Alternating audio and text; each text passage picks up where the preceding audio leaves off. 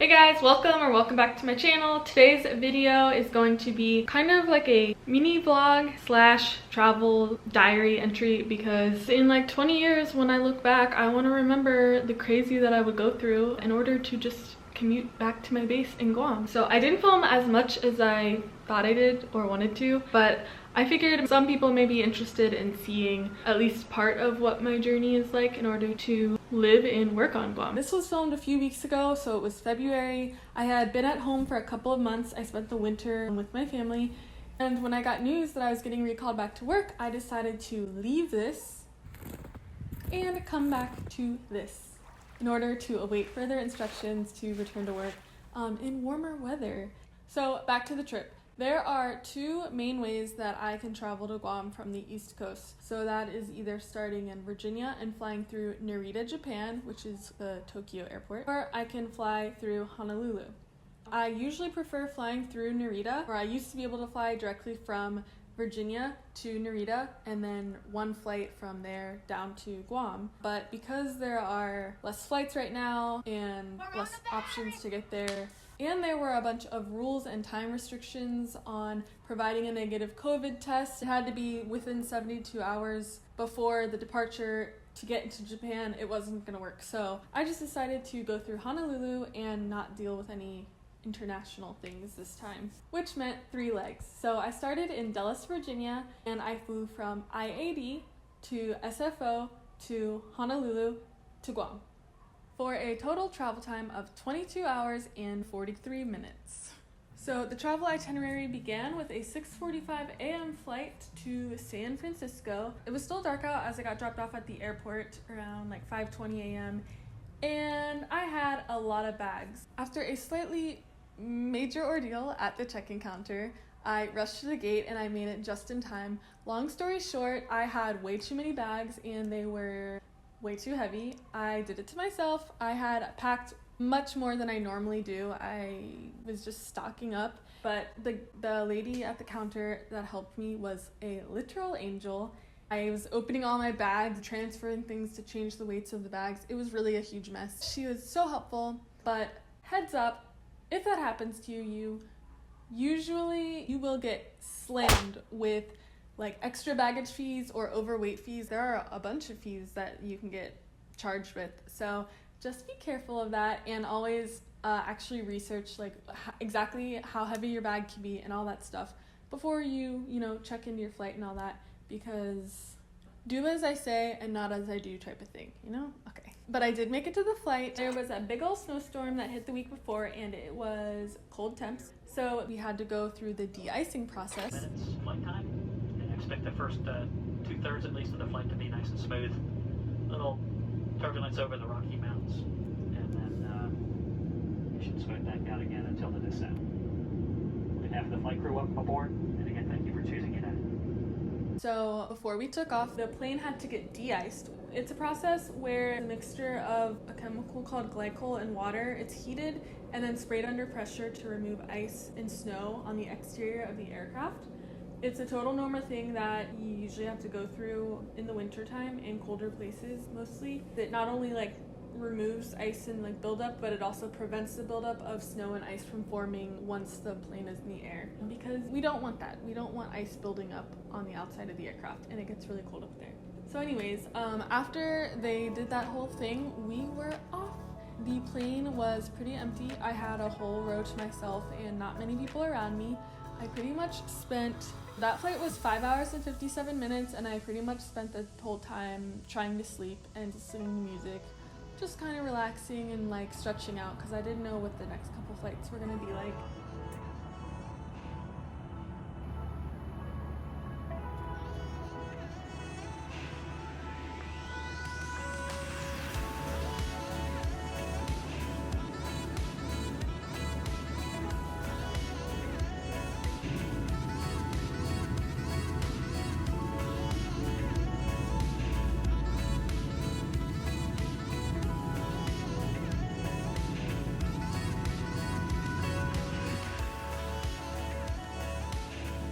Number. We will start with loads 1, 2, 3. I ask, however, please that you remain in your seat until I call your row number for departure, and at that point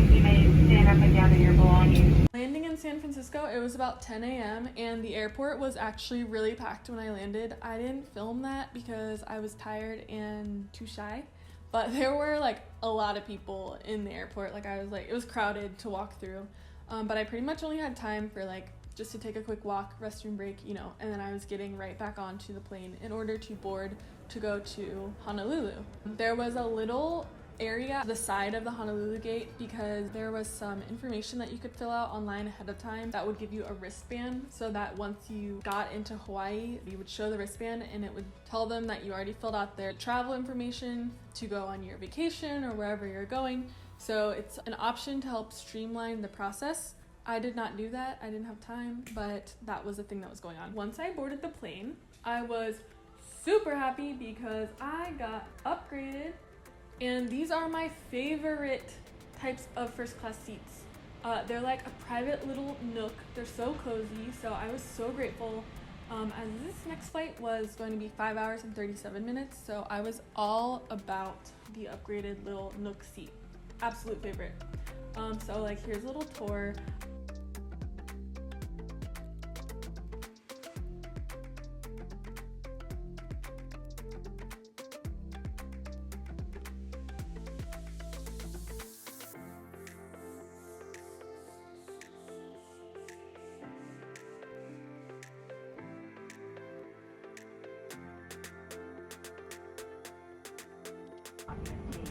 And the first class accounts that we could provide during the flight, let us know.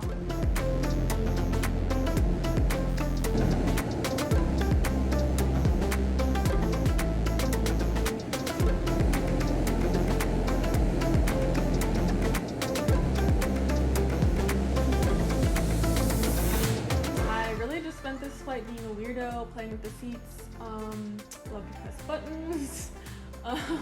I just like read, ate, watched Harry Potter. Yeah, it was a great time. My favorite flight of this trip. I mean, come on, yeah. Also, to make this middle flight even better, when I landed, I got great news. Side note, just landed in Hawaii and I have a notification on my phone that I hit 100 subscribers. So that was fun. Getting back to the island, this is a good music and I'm excited. That was so funny. I got a little notification from YouTube that I reached 100 subscribers that day, so that was like just super fun. You know, not expected. I was just like landed, the notification popped up, and I was like, oh yeah. So thank you if you're watching this and if you're subscribed. Thank you so much. That meant a lot to see when I landed. That was a fun surprise. And if you're not subscribed, what are you doing? Subscribe, please, and thank you.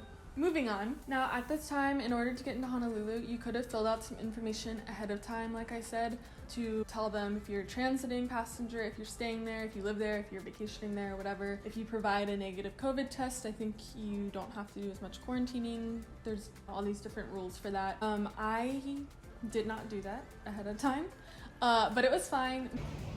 Okay, just went through, talked to a bunch of people. Had to get some QR code, signed into Hawaii. So my boarding pass and my passport. And now back down to the gate.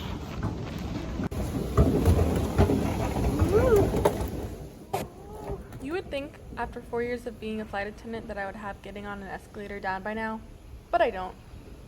So when I deplaned, they had me go up one level and just go to this little section. They had a bunch of people standing there to help you, me and other people that didn't fill out the information either.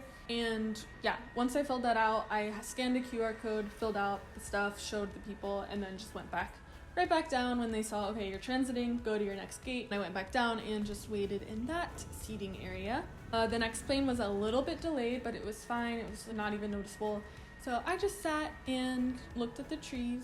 I am all about noticing the little things right now, and I was just like, man, I really need to spend more time in Hawaii because it's just pretty. Mahalo for your kokua and helping to prevent the spread of infectious disease. So flight 3 of 3 was from Honolulu to Guam, the final stretch, 7 hours and 40 minutes, the longest flight of the trip.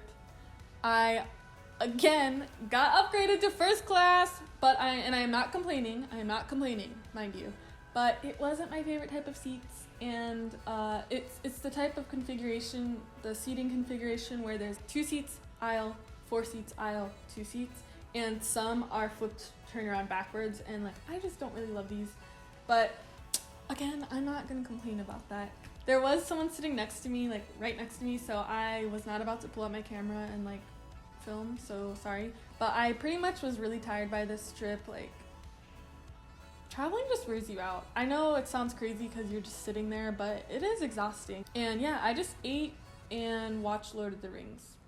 And then I landed in Guam. So by that time, I was kind of over being on a plane, but I was so happy to have made it. I pretty much just collected my 700 bags from baggage claim, and then I prepared to go through Guam Customs and talk to the public health people. They had 3 lines, and that's where they checked you into quarantine, because entering Guam, there is a mandatory quarantine right now, unless you have an exception, which I didn't make. So I just went through that whole process. That took quite a while. I did end up filming some of that week, my quarantine week, so that'll probably be next week's video. So if you're interested in seeing that, subscribe and hit that little notification bell, because that'll tell you as soon as I upload it. So if you enjoyed this, give this video a like, and thanks for watching. That's all I got. I know this didn't show that much of what traveling is like, but I just figured it might be kind of interesting to some people. Next time I go back and forth, I'll probably film a lot more of what the whole process is like. Thanks for watching, and let me know if there's anything specific that you want to see about Guam. I am here now, so yeah, let me know if you're interested in seeing anything specific, but otherwise I will see you in the next video. Bye!